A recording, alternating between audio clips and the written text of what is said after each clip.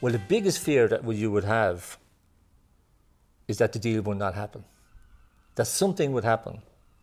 Something could happen outside of both parties' control that would stop the deal, or something could happen that you made a mistake, or they realized that it was different, or whatever. So that's a fear, because you go through all the process, spend all the time, and the deal doesn't happen at the end. That would be a big downer for everybody, because everybody in the company at some stage is going to probably know about this. So I guess to alleviate that, you meet them first, you listen, you get advice.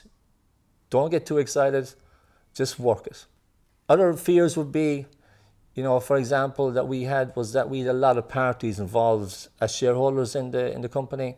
We had some government shareholders, we had a lot of small private shareholders, and there were some aspects of the deal that you can't directly control. You can't force somebody to actually sign something.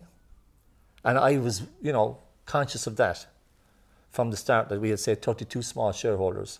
So I would say to somebody, that's probably too many, as a learning lesson for us.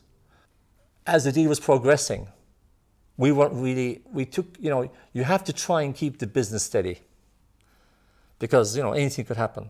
You have to look after your customers, you have to look after your people.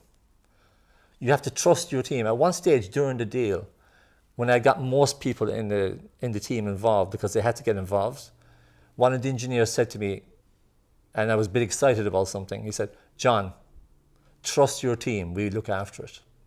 And then at that moment, I think I knew we were going to close the deal. So I would say trust your team, be honest with them, but look after the business and look after the customers, because, you need that. You need that to fall back on. You could need that to fall back on. And that's tough. That's a balancing act, and that's why you need help. You talk to somebody and they'd be asking you questions like Anson was asking me questions all the time. How's the business going? How's the quarter looking? And you need to keep your eye on that.